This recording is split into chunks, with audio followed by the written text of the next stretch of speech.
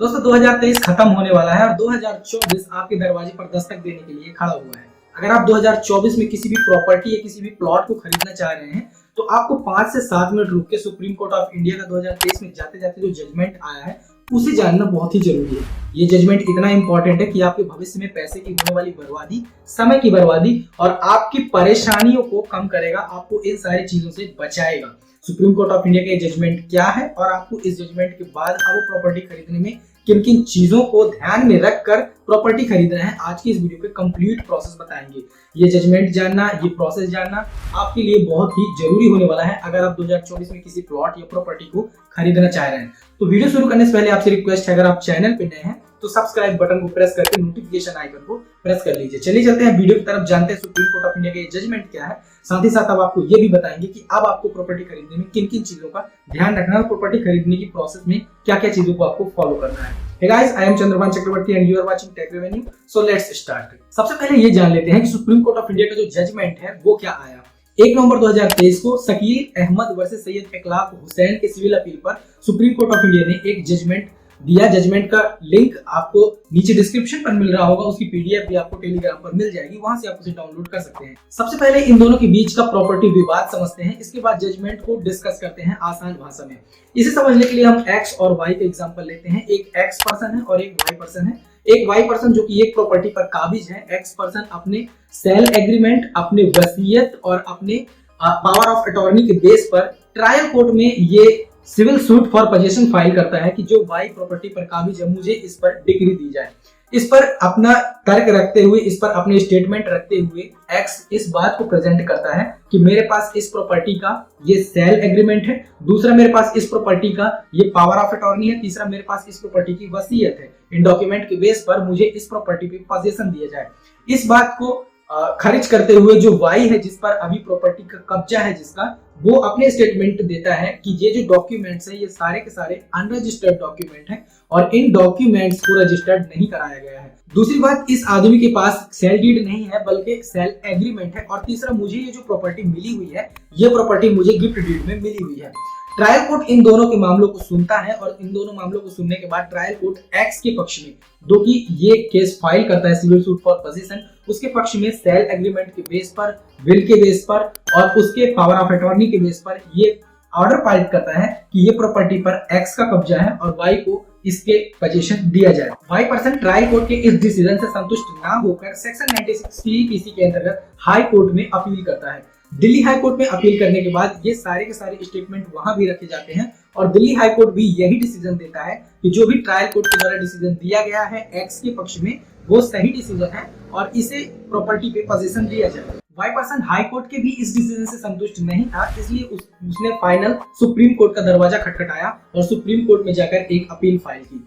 Supreme court ने दोनों के पक्ष को सुना और दोनों पक्षों में सबसे पहले वाई पक्ष ने अपना पक्ष रखा, जिसने अभी तक प्रॉपर्टी पे कब्जा किया हुआ था। उसने 3 स्टेटमेंट सबसे पहले रखे। पहला, उसने कहा कि ये जो डॉक्यूमेंट इसके पास है, जितने भी डॉक्यूमेंट है वो सारे के सारे अनरजिस्टर्ड डॉक्यूमेंट है, जो कि डॉक्यूमेंट रजिस्ट्रेशन एक्ट 1908 के अनुसार रजिस्टर नहीं कराए गए। दूसरा स्टेटमेंट वाई देता है कि अगर इसके पास ये सारे डॉक्यूमेंट रजिस्टर्ड भी होते तो भी ये document section 54 transfer of property act 1882 के अनुसार इसके पास सेल डीड नहीं है बल्कि सेल एग्रीमेंट है। तीसरे स्टेटमेंट के अनुसार इनके पास एक वसीयत है, जो कि वसीयत मरने के बाद पावर पे आती है और वसीयत करने वाला अभी भी जिंदा है। इस पर एक्स पक्ष अपने स्टेटमेंट देते हुए कहता है कि ये मेरे सारे के सारे जो डॉक्यूमेंट्स हैं ये मेरे ओरिजिनल डॉक्यूमेंट हैं। सुप्रीम कोर्ट ऑफ इंडिया दोनों पक्षों की इन बातों को सुनता है और फाइनल जजमेंट पारित करता है। जजमेंट में सुप्रीम कोर्ट ऑफ इंडिया ने 3 बातों को क्लैरिफाई किया। सबसे पहली बात, अगर आप किसी प्रॉपर्टी को खरीदते हैं या किसी प्रॉपर्टी को बेचते हैं या फिर किसी प्रॉपर्टी का आप अनुबंध करते हैं, देखिए प्रॉपर्टी की 2 चीजें होती हैं। सबसे पहला होती है प्रॉपर्टी का एग्रीमेंट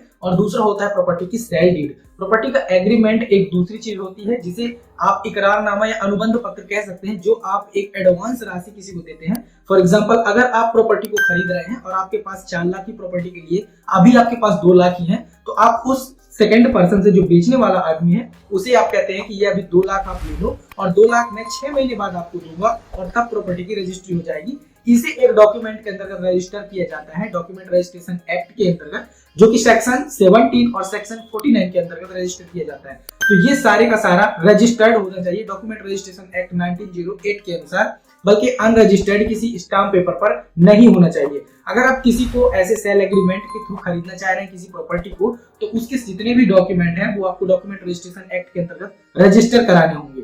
दूसरी बात, अब प्रॉपर्टी का ट्रांसफर किसी भी सेल एग्रीमेंट के बेस पर नहीं हो सकता है। हम ये कई बार कहते हुए आए हैं कि प्रॉपर्टी का ट्रांसफर जो होगा या प्रॉपर्टी की ओनरशिप जो ट्रांसफर होगी वो प्रॉपर्टी के सेल डीड के बेस पर होगी, ना कि प्रॉपर्टी की सेल एग्रीमेंट के बेस पर होगी। तीसरी चीज सुप्रीम कोर्ट ऑफ इंडिया के द्वारा कही गई कि प्रॉपर्टी का ट्रांसफर पावर ऑफ अटॉर्नी के तौर पर नहीं किया जा सकता है, बल्कि पावर ऑफ अटॉर्नी के बेस पर किसी भी प्रॉपर्टी की ओनरशिप ट्रांसफर नहीं की जा सकती है। तो इन सारी चीजों को सुप्रीम कोर्ट ऑफ इंडिया ने क्लैरिफाई किया। अब हम एक नॉर्मल भाषा में आपको बता देते हैं कि एक सेल एग्रीमेंट क्या होता है और एक सेल डीड क्या होती है। सेल डीड के बेस पर आप किसी भी प्रॉपर्टी की ट्रांसफर ऑफ ओनरशिप करवा सकते हैं, उसका नामांतरण करा सकते हैं, उसका दाखिल खारिज करा सकते हैं, बल्कि सेल एग्रीमेंट के बेस पर ये सारी चीजें पॉसिबल नहीं है। सेल एग्रीमेंट एक प्री स्टेटमेंट्स होते हैं जो कि आप ऐसा कह सकते हैं कि जब हम किसी प्रॉपर्टी को खरीदते हैं तो उस प्रॉपर्टी पे अगर हमारा कुछ पैसा या फिर किसी प्रकार की कोई कंडीशन है प्रॉपर्टी खरीदते टाइम, तो उस कंडीशन को उस सेल एग्रीमेंट में लिखा जाता है। बल्कि इस सेल एग्रीमेंट को भी डॉक्यूमेंट रजिस्ट्रेशन एक्ट 1908 की सेक्शन 17 और सेक्शन 49 के अनुसार रजिस्टर्ड होना चाहिए। इसके बाद उस प्रॉपर्टी की जब तक सेल डीड नहीं होती तब तक उस प्रॉपर्टी को ट्रांसफर नहीं किया जा सकता है। तो ये तो था एक सुप्रीम कोर्ट ऑफ इंडिया का जजमेंट। अब बात करते हैं कि अब आपको प्रॉपर्टी अगर खरीदना चाह रहे हैं आप, तो प्रॉपर्टी खरीदने में आपको किन किन चीजों को ध्यान में रखना चाहिए। सबसे पहली बात, अगर आप किसी प्रॉपर्टी को खरीद रहे हैं तो उस प्रॉपर्टी को बेचने वाले का आपका टाइटल चेक करना है कि क्या ये पर्सन इस प्रॉपर्टी का टाइटल धारी है या नहीं है, और अगर ये प्रॉपर्टी का टाइटल धारी है तो वो प्रॉपर्टी किस प्रकार की प्रॉपर्टी है। क्या वो प्रॉपर्टी एक सिंगल खाते की प्रॉपर्टी है या फिर शामिल खाते की प्रॉपर्टी है। ये आदमी बेचने वाला मुझे सिर्फ अपना हक बेच रहा है या अपने भाइयों का भी हक बेच रहा है, इन चीजों को आप देख सकते हैं। इस चीज को देखने के लिए आप प्रॉपर्टी के डॉक्यूमेंट सर्च कीजिए। प्रॉपर्टी के डॉक्यूमेंट आप उससे खसरा नंबर लेकर और अपने लैंड रिकॉर्ड की वेबसाइट में जाकर ऑनलाइन सर्च कर सकते हैं। दूसरी चीज, आपको प्रॉपर्टी की पावर ऑफ अटॉर्नी चेक करनी है। पावर ऑफ अटॉर्नी दो प्रकार की बनाई जाती है, एक स्पेशल पावर ऑफ अटॉर्नी, दूसरा होता है जनरल पावर ऑफ अटॉर्नी। तो अगर प्रॉपर्टी पे पावर ऑफ अटॉर्नी है तो आप उसके रूल्स देखिए कि किन किन चीजों पे उसे राइट दिया गया है, पावर ऑफ अटॉर्नी किस बेस पर बनाई गई है। तीसरी चीज, आपको उस प्रॉपर्टी की चेक करना है कि क्या इस प्रॉपर्टी से रिलेटेड किसी प्रकार का प्री एग्रीमेंट रजिस्टर्ड है या नहीं है, क्या कोई विल की गई है या नहीं की गई है, क्या किसी प्रकार का गिफ्ट डीड वगैरह इस प्रॉपर्टी का हुआ है या नहीं हुआ है। ये सारी चीज आपको उस प्रॉपर्टी की चेक करनी चाहिए। चौथी और मोस्ट इंपॉर्टेंट चीज, आपको प्रॉपर्टी में खरीदते टाइम ये देखना है कि क्या इस प्रॉपर्टी से रिलेटेड किसी बैंक या फिर किसी अदर जगह पर कोई ऋण है या नहीं है। क्या किसी आदमी ने, क्या बेचने वाले ने किसी बैंक से इस प्रॉपर्टी का यूज करके कोई लोन तो नहीं लिया हुआ है। अगर ये है तो पहले उसको क्लियर कराइए, इसके बाद ही आप उस प्रॉपर्टी को लीजिए। नेक्स्ट जो इंपॉर्टेंट होती है किसी भी प्रॉपर्टी को खरीदने के पहले चेक करना, वो ये होता है कि क्या इस प्रॉपर्टी से रिलेटेड किसी प्रकार का लीगल लिटिगेशन किसी भी कोर्ट में, सिविल कोर्ट में, हाई कोर्ट में या सुप्रीम कोर्ट में चल रहा है, फाइल किया गया है या नहीं किया गया। लीगल लिटिगेशन की बात करें तो किसी प्रकार का कोई सिविल सूट या फिर कोई हाई कोर्ट में इससे संबंधित पिटीशन फाइल की गई या फिर सुप्रीम कोर्ट में इसका कोई केस चल रहा है, कोई मामला चल रहा है। इन सारी चीजों को आपको पहले छानबीन कर लेना चाहिए, तभी जाकर आपको प्रॉपर्टी को खरीदना चाहिए। और किसी भी प्रॉपर्टी को आप सेल एग्रीमेंट या फिर पावर ऑफ अटॉर्नी के थ्रू मत ही खरीदिए तो ज्यादा बेटर होगा। बजाय इसके आप उस प्रॉपर्टी की सेल डीड कराइए तो आपको ज्यादा प्रॉफिटेबल होगा। सेल डीड के बेस पे आप सेक्शन 54 और प्रॉपर्टी ट्रांसफर एक्ट 1882 के अनुसार आप ओनरशिप भी ट्रांसफर करा सकते हैं। सो दोस्तों, ये था आज का वीडियो। इस वीडियो पे हमने आपको सुप्रीम कोर्ट के नए जजमेंट और आपको प्रॉपर्टी खरीदते समय किन किन चीजों की जानकारी और किन किन चीजों की छानबीन करना चाहिए, इन सारी चीजों को बताया। आई होप आपको ये वीडियो पसंद आया होगा। अगर आपको ये वीडियो पसंद आया हो तो लाइक करें, दोस्तों के साथ शेयर करें, चैनल पे नया सब्सक्राइब करें। मिलते हैं नेक्स्ट वीडियो में, तब तक के लिए जय हिंद।